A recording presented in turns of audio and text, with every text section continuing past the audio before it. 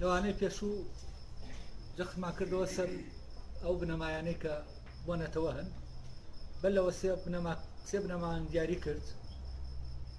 وتما ئەو تەسەورەی کە مرۆڤ بەم تەنها مادەیەک دەبینێ بۆی کە هەڵگری سیستەم وەردەگرێت ئەم تەنها لایەنێکی مرۆڤی ئەتیباری داناوە بۆ لایەنێکی مرۆڤ لەبەرەوە جێبەجێبوونی ئەم تەسەورەش بۆ دروستکردنی کۆمەلگایەک ینی بۆ دروستکردنی کۆمەلگایە کە یەک سیستەمی هەیە کۆمەڵە تا کۆ دەکاتەوە ئەمە وتمان بە شکلێکی نسبی جێگەی لە دنیای مۆدێر ناگرتووە بەڵام لە هێزال بەرگری هەیە ئەم بەرگریانەش حتمەن لە ناوچەیەکەوە دێ لە ناو مرۆڤە بۆچی چونکە دەرەوەی کۆنتڕۆڵ کراوە دەرەوەی ئەو فەزایەیە کە ئەو سیستەمە لەگەڵ ئەو سیستەما ڕێک کراوە و لە دەرەوە هیچ مەجالێک نییە بۆم بەرگریە کاتێ بەرگری دروست دەبێ و کاتە بەرگریەکە لە ناوە ڕووزێت لە ناو تاکەکان یا لە ناو گروپە سروشتەکان ناوانەیە کە هیچ تاکو تەواو تەسلیم نەبوو باشەم بەرگریە لە کێوە دێ حتممە لە دوو شوێنەوە ئەمکانی هەیە بێت ینی یەکێکیان منطقەی سروشتی ئینسانە یەکێکیان منطقە عەقڵیەکەی ئینسانە یعنی جگە لەوەی کە ئینسان مادەیە سروشتیشە جگە لەوە سروشتیشە عەقڵیشە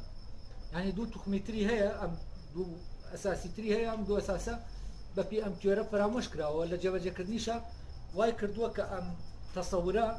بە شکلێکی نسبی جێگیر ببێ ینی بە مانایەکی تر تەنها لەنا ئەو مرۆڤانە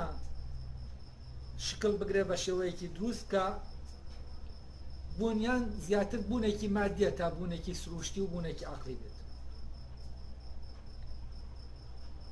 و لە ناو ئینسانە ئەم سێ منطقە دەکرێت یەکێکیان فعلەن برە و زیاتر برەوی پێ بدرێت لە یەکێکی تریان حەسەب ئەوەی کە ژیانی ئەو تاکانەی کە هەیە یا حەسەبە ژیانی ئەو گروپەی کە هەیە یان دەکرێت لە کۆمەلگایەکە ئەوەی سروشتیە بەهێز بکرێت ئەوەی مادیە کەمترین بێت و ئەوەی عەقڵیە هەر نەبێتەوە لەبەرەوەی ئەم بوونی مادیەکە و بوونە سروشتەکە و بوونە عەقڵیەکە ئەمانە بەپێی گروپەکان گۆڕانیان بەسەرادەکانیان هێز زیاتر پێیا دەکات لەوانی تر و لە چ کاتێکە هارمۆنیا دروست دەبێت لە بینی ئەم سێ توخما ئەو سێ توخما هارمۆنیا وەردەگرن چ کاتێک کامیان فەرە بسێنێت دوانەکەی تریش دەکەونە ناو هارمۆنیاوە ینی ئەوە ناکە خۆیان لە دەست بدەن ئەوەی کە وەک ئەوەی کە هەن هەبن چ بەشە سروشتەکە بێت چ بەشە مادیەکە ئینسان بێت ینی چ عنسورێک پەرە بسێنێ لە ناو ئینسانە و لە ناو کۆمەلگا هارمۆنیا لە ناو ئەو کۆمەلگایە دروست دەبێت و هارمۆنیا لە نێوان ئەو سێ توخما دروست دەبێت ئەو دیالکتیک و جەدەل و ململانەیە دەگۆڕێت بۆ هارمۆنیا ئەوە جوابی ئەم پرسیارە تەبەن لە بابەتی کۆرسەکایە کە عیبارەتە لە بنەما عەقڵیەکەینەتەوە و لە دەرسی داهاتووەوە ئیتر باسی دەکەین ئێستا دەچینە سەر بنەما سروشتیەکەینەتەوە تەبەن بنەما سروشتیەکەینەتەوە دەکرێم بیرمەندی تر هەبن لە ئەوروپا لەسەر ئەساسی ئەم بنەمایە تیۆرزەی فکرەینەتەوەیان کردبێتیانە تیۆرێک و بەڵگەیان بۆ هێنابێتەوە لە واقعی کۆمەلگا مرۆییەکانە بەڵام ئەوەی کە من بینیومە بە شکلێکی زۆر باش تیۆریزەی ئەم بەشە سروشتیە ئینسانی کردبێت مفەکرێکی فەڕەنسیە بە ناوی گۆستاف لۆبۆن گۆستاف لۆبۆن تقریبا هاوسەردەمی فرۆیدە جۆرێک لە مناقەشە شەیە لە بینی فرۆید و گۆستاف لۆبۆن لەسەر مۆزوعی سایکۆلۆژیای کۆیی چونکە فرۆید زیاتر ئیشی لەسەر سایکۆلۆژیای تاک دەکرد سەرەتا دیارە گۆستاف لۆبۆن باسی سایکۆلۆژیای کۆیی دەکات دواتر فرۆید لە کتێبێکە نەقدی گۆستاف لۆبۆن دەکات وە گۆستاف لۆبۆن لەبارەی هەزارەتە جیاجاکانەوە گەشتی کردووە نووسیوێتی لەبارەی یەهودەوە کتێبی هەیە لەبارەی عەرەبەوە هەیەتی لەبارەی ئیسلامەوە هەیەتی لەبارەی حەزارە جیاجاکانەوە هەیەتی لەبارەی پەروەردەوە کتێبی هەیە ئەو کتێبەی کە لەبارەی نەتەوەکانەوەیە کتێبێکی کراوە بە کوردی لەوانەیە بینی بێتان سایکۆلۆژیای جەماوەر ئەو کتێبیان کراوە بە کوردی ئەم کتێبەی کە لەبارەی نەتەوە دەدوێ بە ناوی نەریتە دەرونیەکانی پەرەسەندنی نەتەوەکان. نەتەوەکان لای ئەو کۆمەڵێن نەریت و یاسا لە پشت پەرەسەندنەکەیانەوە هەیە، ئەو تەسەورەی کە پێی وایە دەتوانێت بە پەروەردەیەکی چوونیەک مرۆڤەکان بکاتەوە بە یەک و هیچ کێشە لە بینیانانەیەڵێ، ئەو پێی وایە ئەمە ئەفسانەیە. بۆچی؟ چونکە کۆمەڵێ نەریت هەیە لە ناو مرۆڤەکانە ڕێگرە لە بەردەمەوەی کە ئەم چوونیەکردنە ڕوو بدە. تەبەن ئەم کابرایە ئەم نەریتانە ئەم توخمانەی کە هەن لە ناو ئینسانە ناتوانێت چەمکێکی دروستی بۆ بەکار بێنێ، لەبەرەوە ئەمە ناو دەنێ سایکۆلۆژیا. و مەبەستیشی لە سایکۆلۆژیا و نەریتە سایکۆلۆژیەکان چییە؟ تەبەن مقارنەیەکیش دەکا لە بینی ئەوەی سایکۆلۆژیا لەگەڵ ئەوەی سروشتی و بۆ ماوەیە، ینی شکل و شێوە و میلەتەکان. میلەتەکان لە شکل و شێوە جیاوازن. بۆ نمونە سینیەک لە کوردێک ناچێت، ئەوروپیەک لە فلانێک ناچێت، هەرجگەلەوە هەر تاکیکی شکل و شێوەیەکی تایبەت و جیاوازی هەیە. بەڵام ئەم جیاوازیانە چین؟ جیاوازی سروشتین بۆ ماوەی سروشتی. ئەوەی کە سەرنجێمی ڕادەکێشێت کللتورە، نەریتە کللتوریەکانی، و بیر لەوە دەکاتەوە ئەم کللتورانە چۆن پەرە دەسێنن و چۆن ئەم جیاوازیانە دروست دەبن. تەبەن لێرەوە فعلەن تەرکیزی لەسەر خاڵێک کردووە کە زۆر زۆر گرنگە، کە ئەویش جیاوازیە بە پێچەوانەی ئەو فکرەیە کە لەو سەردەما گەشەی پێدەدا، ئەویش یەکسانی بوو، چ لەلایەن مارکسیزمەوە ئەم فکرەیە هەڵدەدرا ئیشی لەسەر بکرێت، بە ئەمان شێوە لەلایەن ناسیۆنالیزمیشەوە هەوڵی دەدا ئیشی لەسەر بکرێت. یەکسانکردنەکە لە سۆشیالیزمە باوا بڵێم یەکسانکردنێکی اقتصادی بوو، ینی بەڵام لەوی ترا یەکسانکردنێکی چوونیەکردنێکی کللتوریە. ینی لێرە چۆن ئەوەی مادیە بە یەکسانی دابەش بکرێت، ینی ئەوەی کە ڕەبتی بە پێداویستەکانی پێداویستی بایۆلۆجی ئێمەوەیە. بەس لەوی ترا ئەوەی کللتورە چۆن بە یەکسانی دابەش بکرێت، بە تایبەتی کللتوری پیشەی بە یەکسانی دابەش بکرێت. ینی چی؟ ینی هەموو تاکێک بۆی هەبێ کە کللتورێک لە کللتورە پیشەیەکان فێر ببێت. تەمان لێرەوە مەکتەبدا دەندێ بۆ ئەوە، و خوێندن دەکرێتە خوێندنێکی دەبێتە خوێندنێک بۆ هەموو کەس. لە کاتێکا جاران خوێندن بۆ کۆمەڵە کەسی تایبەت، هەموو کەسێک نەی دەتوانی بچێ بخوێنێت و چینێک خوێنەوار بوو. بەڵام بە بۆنەی ئەمەوە دەبێت هەموو کۆمەلگا خوێنەوار بێت، هەموو تاکێک دەبێت بۆ پرۆسا بڕوە. لێرەوە خوێندن چی کرا؟ کرا بە سۆشیال، وەکرا بە شتێک کە هەموو کەسێک بەشی هەبێتیایە، نەک ئەمە خۆڕ بکرێ بۆ نخبەیەک بۆ چینێک. ئەو کاتت پیشەکان و فێربوونی پیشەکان نخبەیەک قۆرخی ناکا بۆ خۆی و دوای خۆی منداڵەکانی و دوای منداڵەکانی. ئەمە چی دەبێت؟ ئەمە بەشکڵێکی یەکسانی بڵاو دەبێتەوە. تەمامە یەکێکە چ ناسیۆنالیزم چ سۆشیالیزم هەردووکیان ئیش لەسەر چی دەکەن؟ لەسەر یەکسانی دەکەن، لەسەر چوونیەکردن دەکەن. هەردووکیان لەلایەکەوە وا سەیری مرۆڤ دەکەن کە مرۆڤ کەرەسەیەکی مادیە. بەڵام ئەمە ئەنتیتێزێک دروست دەبێت بەرامبەر ئەم فکرەیە، ینی دژە فکرەیەک دروست دەبێت کە دەیەوێت ئەم فکرە ڕەتکاتەوە. ئەویش ئەوەیە کە پێی وایە ئەم جیاوازیانە شتانێکی ئەسیلن و ئەم جیاوازیانە لە ناو ناچن، بە هەر جۆرێک تۆ لە ڕێگەی پەروەردەوە پەروەردەیەکی ئەمان کولتور بخەیتە ناو زەینی تاکەکانەوە، لە ناو ئەو تاکانە هێزێکەیە گۆڕان لەم کولتورا دروست دەکات. بۆ نمونە تۆ کۆمەڵە منداڵت هەیە لە کۆمەڵە شوێنی جیاوازەوەیە ناوتە، یەک زمانیان فێر دەکەیت بە مروری زەمن ئەو هێزە سروشتەی لە ناویانە هەیە و کە کۆمەڵە یاسای خۆی هەیە ئەم زمانە دەگۆڕێ بۆ کۆمەڵە زمان.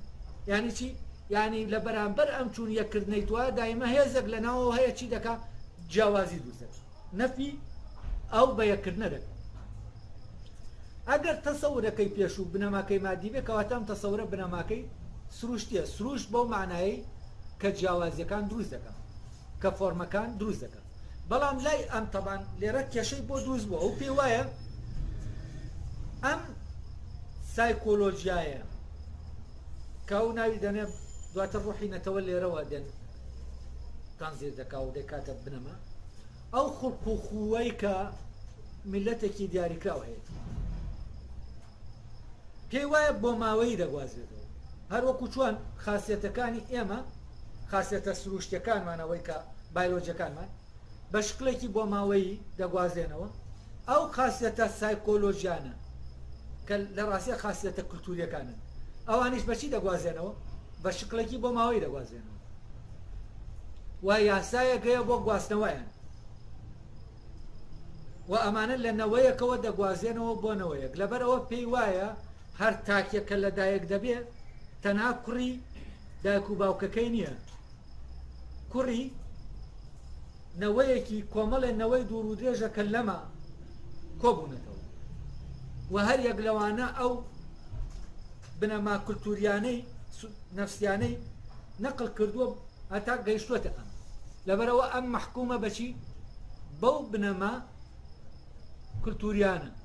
ئەو بنەمایانەی کە جیاوازی دروست دەکەن لە هەر شتێکا کە لە دەرەوە بێت. لەبەرەوە ئەو گاڵتەی بەو تەسەورە دێ کە پێی وایە لە ڕێگەی پەروەردەوە ئێمە دەتوانین چی بکەین؟ دەتوانین کۆمەلگایەکی چون یەک لە ڕووی پەروەردەوە بێنینە ئاراوە نەتەوە دروستکەین و ئەو پێی وایە نەتەوە بە شکلێکی سروشتی دروست دەبێت لە دەرئەنجامی چی؟ لە دەرئەنجامی کۆبوونەوەی کۆمەڵی خێڵ و عەشیرەت. ئەمانە کاتێک تێکەڵ دەبن بە یەک، ئەو جینانە جینە سایکۆلۆژیانەی کە هەن چۆن لەویترا جینات هەیە، لای ئەمیش کۆمەڵە بنەما هەیە وەکو یەکەی سایکۆلۆژی وان. کاتێک ئەم خێڵانە کۆ دەبنەوە چۆن لەویترا لەناو بۆ ماوە خاصەتی زاڵ هەیە و خاصەتی بەزی هەیە. خاصەتە زاڵەکە لە کەسەکە کە زاڵە لە منداڵەکە ئەو زاڵە سەر دەکەوێت بەسەر بەزیوەکە. بۆ نمونە دایکێک چاوی شینە، باوکێک چاوی ڕەشە، بەڵام کە منداڵەکەیان دەبێ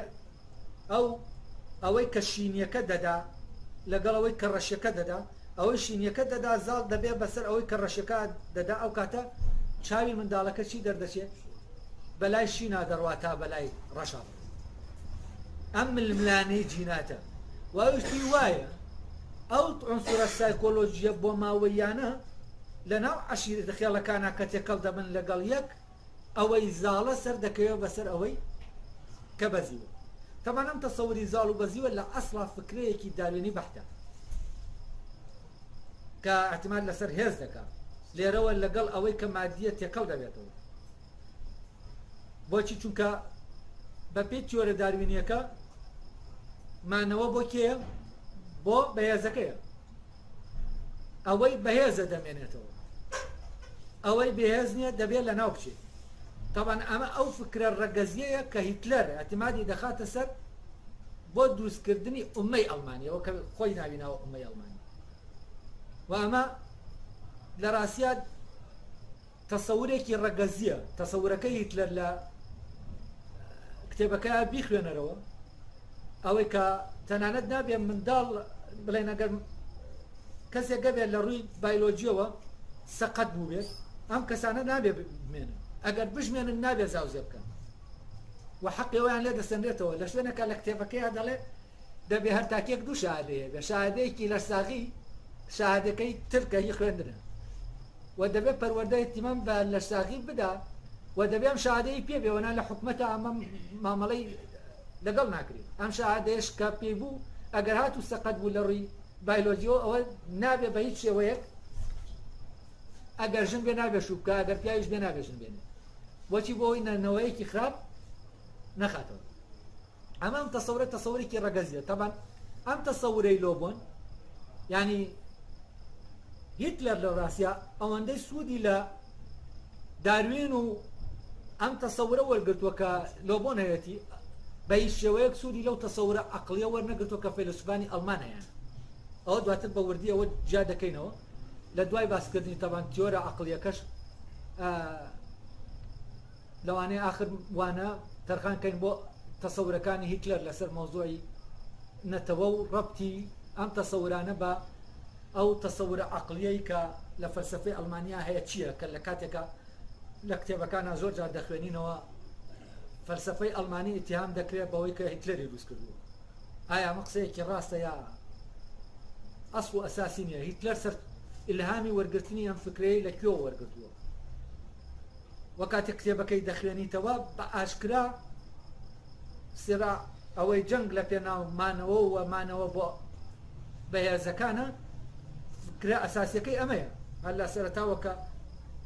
لەگەڵ مۆزوعەکە ئەدەڕۆ. لە شوێنەکە باسی تێکەڵبوونی حیزبەکان دەکا، کۆبوونەوەی دووە حیزب. هەڵا حیزبەکە من نابێت لەگەڵ حیزبێکا یەک بگرێت کە زەعیفە، چونکە ئەگەر حیزبە زەعیفە حیزبەکەی من زەعیف دەکا، یعنی دەبێت حیزبەکەی لەگەڵ حیزبێکی بەهێز بگرێت بۆ ئەوەی نەوەیەک بخەنەوە ئەوەی کە دەکەوێتەوە بەهێز بێت. یعنی هەموو دنیا لەم نەزرە بایلۆجیەوە دەبین. طبعا لای ئەو ئەڵمانەکان جیناتیەکی متەفەویق یعنی باڵایان هەیە، لەبەرەوە هەر کەس ئەڵمانی نەبێت دەبێت ئەگەر لە حدودی دەوڵەتێکی ئەڵمانیا بێت دەبێت نەزۆک بکرێت. ئەمانە هەمووی کۆمەڵی حکایەتن کە ڕەبتیان بەم تەسەورە بایلۆجیەوە هەیە و ڕەگەزپەرستی ئەلێرەوە دروست دەبێت. ڕەگەزپەرستی ڕەبتی بە فکرەی نەتەوە نییە، ئەمە فکرەیەکی ڕەگەزیە، لەبەرەوە نەتەوە فکرەیەکی ڕەگەزی نییە، خوێنی نییە. تەسەورەکەی گۆستاف لۆ بۆن طبعا لەمی شاوی نەڕوو دەدا، چونکە ئەو پێی وایە ڕەگەزی ئەوروپی ڕەگەزێکی متەفەویقە لە بەرەنجامی ئەوەی کە ئەو وینانە خێڵانە تێکەڵ بوون لە نەتیجەی ئەوە جیناتی متەفەویق سەرکەوتووە و پێکاتەیەکی دروست بوو. ئەم پێکاتەیە توانیوتی حەزارەتێک دروستکە کە ئەوانی تر ناتوان دروستیکەن. ئەمە طبعا تەسەورەکەی لۆ بۆن لەلایەکەوە ئەو مەفهومەی کە هەیەی نازانێت ئەساسەکەی چۆن بۆ دیاریکە، لەبەرەوە پەنادەواتە بەر بایلۆجیا و بە دەقیق بۆ ماوەزانی دەیەوێ ئەوەی لە بۆ ماوەزانیە هەیە نەقلی کا بۆچی بۆ ئەوەی کە کولتوریە و ئەوەی کولتوریە فەرزەن ئەو نەریتە کولتوریانەی کە لە کۆمەلگایەک هەیە فەرزەن لە هەورامانە شێوازی گۆرانی وتن نەریتێکی تایبەت. ئەم نەریتەکە بنەوەکانە دەڕوا گەشەکردنێک بەخۆیەوە دەبینێت، ئایا بەس جێگیری دەمێنێتەوە یا دەگۆڕێ و بە شکلی دەگۆڕێ، ینی لە جەوهەرا ناگۆڕێ و بەڵام بە شکلی گۆڕانێکی کەمی بەسەرادی. طبعا لای لۆ بۆن بە شکلی گۆڕانێکی کەم بەسەر ئەم نەریتانە دێ، ئەوە نا ئەم نەریتانە بە درێژایی هەزارها ساڵ دەمێنەوە ناگۆڕێن. ئەو گۆڕانی کە بەسەریان نادێ گۆڕانێکی زۆر زۆر کەمە، ئەوە نا بنەماکان وەکو خۆیان دەمێنەوە. یانی چی گۆڕانێکی کەمام گۆڕانی کەم و زیادە چیە؟ فەرزەن یعنی گۆڕانێک نییە لە ڕەگەزە لە جۆرە. ئەفەن ئێمە جۆر بەکاردێنین بۆ ڕەگەز لێرە، با من ڕاستی کەمەوە گۆڕانێک نییە لە ڕەگەزە. ڕەگەزی نەتەوە وەک ڕەگەزەوەی کەوانێک کە نەتەوە ڕەگەز سێر دەکەن لە کاتێکە نەتەوە ڕەگەز نییەوە کووتن. ئەمە وەکو چیت لێک دەداتەوە دەڵێ بۆ نمونە ئێستا ئێمە ئەگەر شکلەکان وەرگین شکلی ئێمە هەر یەکەمان شکلێکی جیاوازیە، بەڵام شکلێکی گشتی هەیە لە هەمومانە سابتە و جێگیرە. ئەو شکلە جێگیرەی کە هەمومان هەیە ئەمانە ئەو پێوایە لە ناو ئەو میلەتانە نەریتە ئەو کولتورەی کە دەگوازێتەوە شکلە گشتەکەی بە هیچ شێوایەک ناگۆڕێ، وەکو چۆن شکلە گشتەکەی ئینسان ناگۆڕێ. ئێستا شکلی گشتی ئینسان دەگۆڕێ، تۆ ئینسانێکی سینی بێنە لەگەڵ ئینسانێکی ئەوروپی داینێ شکلێکی گشتی هەیە کە هەردووکیان مشتەرەکە، بەڵام مەیمونێک بێنە یەکسەر شکلەکە چیە؟ شکلە گشتەکەی جیاوازە، بەڵام مەیمونەکانیش لە نێوان خۆیان ناوان شکلە فەردیەکەیان جیاوازە، بەڵام شکلە گشتەکەیان جۆریەکەیان شکلێکی ئەو بەشە. یعنی شکلی مرۆڤ لە جۆرە جێگیرە یەکە هەمان شکلە، بەڵام لە فەردا شکلە فەردیەکە جیاوازە، شکلی ڕەگەزیەکە جۆریەکە نەک ڕەگەزیەکە جۆریەکە جیاواز نییە. تەوانەما جۆرە نەک ڕەگەز ناڵەمەوان وەکو ڕەگەز باسی دەکەن کەواتە لای ئەم بۆ نمونە کولتور و نەریتی کوردەواری ئەوەی کە هەیە کۆمەڵێ بنەمای تایە زمانی کوردی کۆمەڵێ بنەمای تایە لە شوێنێکەوە هاتوون چوونەتە ناو ئەم زمانەوە ئەگەر زمانەکەش بفەوتی ئەو بنەمایانە هەرچین هەر بەرجێگیری دەمێنەوە و ئەم بنەمایانە حکم دەکەن لەسەر سیستەمەکان ینی بە معنایەکی تر ئەوەی لە دەرەوە وەردەگیرێ ئەوە چونێکەکە دووز ناکات بۆچی چونکە ئەو نەریتانە کە لە ناوەوە هەن لە ناو گروپەکە هەن لە ناو ئەو میلەتە هەن ئەم نەریتانە دەستکاری ئەوە دەکەن کە دێت تەبەن ئەم تەسەورەی بە شکڵێکی عەمەلی هینە دروستە بۆچی ئێستا ئەو زمانانەی کە لە فترەیەکە زمانی دەسەڵات پێیا دەکەن و هەندێک لە میلەت هەیە زمانی خۆیان هەیە زمانەکەیان لە دەست دەدەن ئەو زمانە وەردەگرن چی ڕوودەدا لەو زمانە بۆ نمونە عەرەبەکان وەرگن عەرەبەکان کاتێک کە زمانی عەرەبیهی نیوە دوورگەی عەرەبە بەڵام کۆمەڵی خەڵکی تر دێتە ناو ئیسلامەوە بە بۆنەی ئیسلامەوە دەستبەرداری زمانەکەی خۆی دەبێت زمانی چی وەردەگرێ عەرەبی وەردەگرێ ئەو زمانە عەرەبیەی کە وەری دەگرێ زمانی ڕسمیە ئەو زمانە عەرەبیە فسحایەکە قسەی پێ دەکرێ ئەو کاتە بەڵام کەچی دواتر سێر دەکەی کۆمەڵی لەهجات دروست دەبێت کە کابرایەکی عێراقی کە زمانە ئەسڵیەکەی خۆی لە دەستداوە عەرەبیەکەی وەرگرتووە لە کابرایەکی جەزائیری تێناگا کە بە لاجەکەی خۆی قسە دەکات یعنی عەرەبێکی عێراقی ئەگەر بە عەرەبی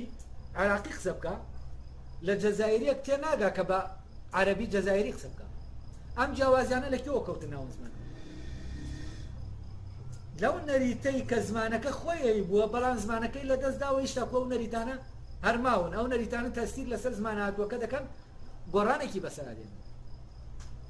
و لە ڕاستیان من لەم شوێنەوە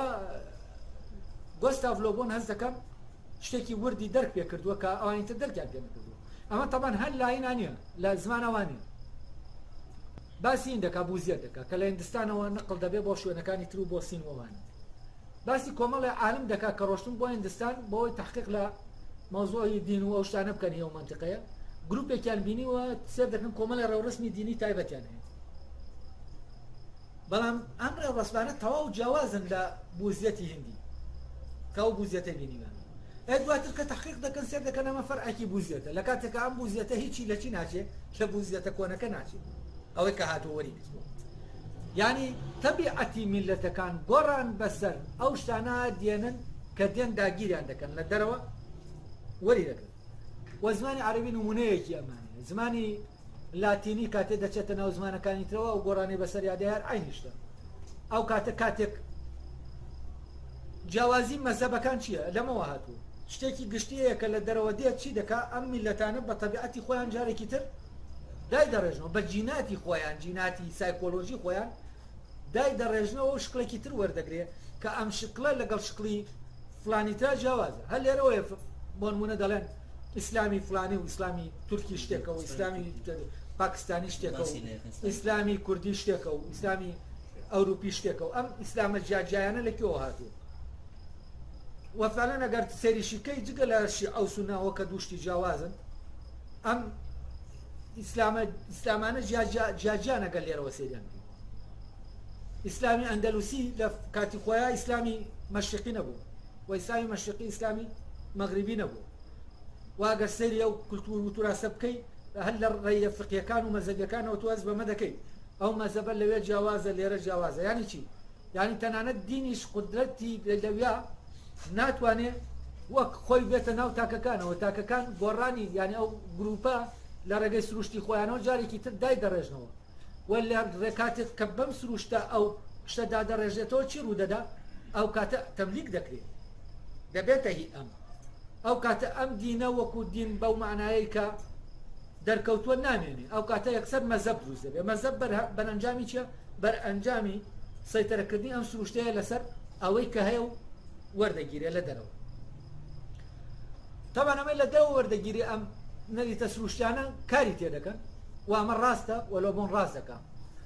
مۆزوعی فرانکۆنیەت فەڕەنسی زمانی فەڕەنسی کە بڵاو دەبێتەوە لە ناو مستعمەرەکانە دەبێت ئەو مستعمەرانە زمانی فەڕەنسی وەردەگرن چونکە زمانێکی خۆیان نییە کەوای لێ بکەن ببێتە زمانی دەسەڵات و بە کێشەی زۆر تایە لەبەرەوە زمانی فەڕەنسی زمانی داگیرکەرەکە دەکەنە زمانی دەوڵەت تامان کە زمانی فەڕەنسی دەبێتە زمانی دەوڵەت بۆ نمونە دەبێتە زمانی مەغریبیەکان و جەزایریەکان کەوان پێشتری زمانی عەرەبی هەر عینی شت ینی بۆتە زمانی بەربەر و ئەوانە ئەمە گۆڕانیان تیا کردووە کابرای جەزایری بە عەرەبی قسە دەکات تۆ عەرەبی فوسحا بە هەر جۆرە بزانی لەم کابرایە تێناگرێت بۆچی چونکە ئەوەی زمانەکەی خۆی زاڵ بۆ بەسەر لە ناو ئەو زمانە داگیرکەرانەکەی خۆی داناوە دایڕشتێتەوە فرانکفۆنیەت چییە؟ فرانکفۆنیەت ئەو زمانانن کە ئەو میلەتانەیە لەهجانن کە لە دەرەنجامی ئەوە دروستبوون زمانی فەڕەنسی ڕەسمی کە شوێنێکی داگیر کردووە لەلایەن حکومەت و خوێندنەوە کراوە بە زمانی ئەو وڵاتە ئەو وڵاتە زمانەکەی خۆی بەرەبەرە لێ دوورکەوتوێتەوە فەڕەنسیەکەی بەکارێناوە بەڵام دواتر کە فەڕەنسیەکە بەکاردێنێ لە قسەکردنا چی لێ دێ فەڕەنسیەکە گۆڕانێکی بەسەرادێ ئەو کاتە جۆرێک لە لەهجە دروست دەبێت کە لە بەرەنجامی دیالکتیکی نێوان ئەوەی تەبیعیە و ئەوەی کە لە دەرەوە دێت ئەوەی کە دەیەوێت دروست بکە ئەوەی کە دەوێت تەنها بە مادەیەک بینیکە ئەلێرەوە ئێمە مقاومەیەکی دەبینین مقاومەی سروش دەبینین لە بەرامبەر ئەوەی کە لەناو ئەم مادەیە کە وا تەسەوور دەکرێت تەنها مادەیە کە ئێمە دەتوانین شتەکانی لەناوەدانین نەخێر ئەمە مادەیەک نییە هێزێکی تر هەیە کە سروشتیە و ئەم هێزە دێت چی دەکات ئەمەی کە تۆ بۆی دەینێری هەرگیز وەکو خۆی وەری ناگرێت گۆڕانێکی تیا دروست دەکات و بە مروری زەمان ئەم گۆڕانە ئەوەندە زیاد دەبێ هەر ئەوەی کە ڕۆشتووە وەرگیراوە ناناسێتەوە یعنی ئەگەر مقارنەی بکەی دواتر ئەمە لەگەڵ ئەسڵەکە نایناسیتەوە کە ئەمە لەو ئەسڵەوە هاتێت وەکو ئەو نمونەی کە گۆستاڤ لۆبۆن لەبارەی ئەو گروپە بوزەوە دەیێنێتەوە کە هەندێک ڕێو ڕەسمی تایبەتی خۆیان دروست کردووە ینی ئەو ڕێ ڕەسمەی وەریان گرتووە گۆڕانێکیان بەسەرا هێناوە کە تۆ هەرگیز ئەو ڕێو ڕەسمەنان مقارنە بکەی لەگەڵ بوزیەتە ڕاستەقینەکان نایناسیتەوە ئەمە چی دەیکا ئەمە بێگومان ئەو توخمە سروشتە دەیکات کە لەناو ئەمایە ئەوەی فۆرم دەدا بە شتەکان کەواتە یەکەم بەرگری کە لە بەرامبەر ئەوە ئینسان وەکو مادە سێر دەکرێت دەکات چیە سروشتی ئینسان بەڵام کێشەی بنەما سروشتەکە لەکوێنە کاتێک ئێمە ئەم سروشتەمان کردە بنەما ئەسڵیەکە ئەو کاتە کێشەیە دروست دەبێت ئەو کاتە ئەوەی ناعەقلانیە سەیتەرە دەکات لەسەر وەزعەکە ئەو کاتە لێرەوە ڕەگەس پەرستی دروست دەبێت گۆستاڤ لۆبۆن بۆ ئەوەی فعلەن ئەم شتە تەحقیقکە دەڵێن میلەتەکان هەرگیز بە عەقڵ بیر ناکەن ئەوەی کە تەسیریان لێ دەکا و ئەو نەریتانەی کە هەیەیانەوە بۆی دەجەنگێن و شەڕیان لەسەر دەکەن دەکرێت شتانێکی خراپ بن و نەریتە کۆمەڵایەتیەکان دەکرێت شتانێکی خراپ بن مەگەر کەسێکی بیرمەند بیرکاتەوە کە ئەم شتە خراپە ئەوە ناو لای ئەوان کە ئەمە خۆی خراپە لای ئەوان خراپ نییە بۆچی چونکە عەقڵ مشارەکەی مۆزوع ناکات یعنی لەسەر فکرەیەک خەڵک جەنگ دەکات فکرەکە خۆی بە هیچ شێوەیەک عەقلانی نییە بەڵام ئەم خەڵکە هەمووی چی دەکەن ئەم فکرە دەیانجوڵێنێ لەبەرەوە ئەو پێی وایە عەقڵ کۆمەلگا ناجوڵێنێ ئەوە خەڵک ناجوڵێنێ ئەوەی دەیجوڵێنە چییە ئەم تەبیعەتەیە ئەم شقلەیە کە خۆی دروستی دەکات بۆ نمونە حەسەن و حوسێن لە شیعەکان ئەم فکرەیەکە ئەم حەسەن و حوسێنە لە ڕاستیان ڕەبتی بە حەسەن و حوسێنە ڕاستەقینەکەوە نییە ئەمە شقلێکە ئەو لەخۆی داوێتی بەم فکرەیە بەم کەسە جارێکی تر دروستی کردوێتەوە جەنگ بۆ ئەوەی خۆی دەکات لەسەر ئەمە یەک دنیا خەڵک دەکوژێ خوێن دەڕێژێ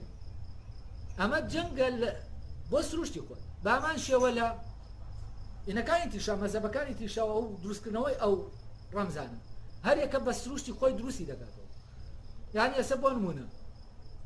ئەو محەممەدەی کە لە شارەکانی مەحویا دەیبینی ئەو محەممەدە نییە کە لە شاری عەرەبێکە دەیبینی یعنی ئەمەی کە مەحوی دەیبینێ شتێکی ترە و کاتێک تۆ ئەمە دەخوێنیتەوە تەواو جیاوازە فکرەکە جیاوازە ئەمە بۆ شتەکانی تریش ئەو مەسیحا کە ئەوروپیەکان وێنای دەکەنەوە ئەو مەسیحا نییەکە لە واقعەگەر هەبوو بێت یا هەیە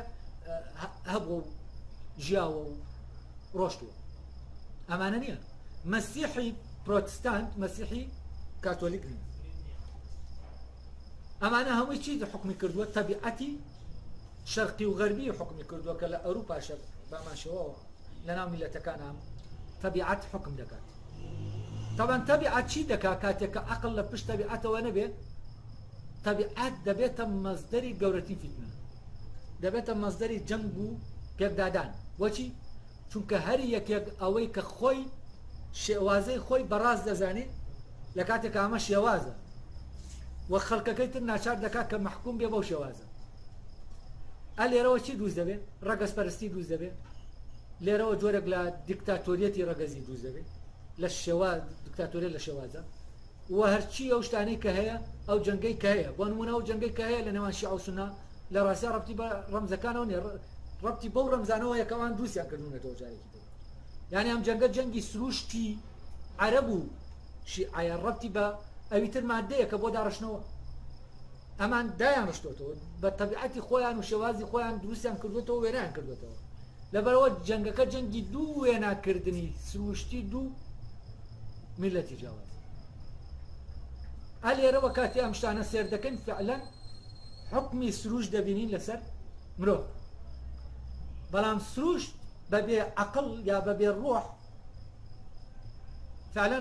کاینێکی ئین دەردەچێت، وەحشی دەردەچێت. ئەو وەحشیەی کە تەسەورەکەی تر دروست بووە بۆ ئەوەی کپیکاتەوە، یعنی تەسەورە مادیەکە لێرەوە دروست بووە لە وەحشەتی ئینە سروشتێکەوە دروست بوو.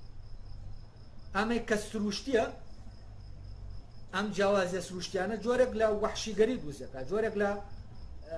کوشتن و برین دروست دەکات. بۆ ئەوەی ڕێگیری بکرێت لەمە دەبێت چی بکرێت؟ دەبێت بە شکلێکی منەظەم لە دەرەوە کلتورێک بچێنێتەوە کۆ جیاوازیانە نەمێنن ئەو جەنگە بەرپا نەبێت. لێرەوە فعلا ئەگەر هەر سروش حکومکە کارەسات دروست دەبێت، کە هەر سروش حکومی کرد ئەو کاتە تەفەوقی ڕەگەزی دروست دەبێت، ینی شعبی مختار دروست دەبێت کە دەڵێ من شعبی مختارم، من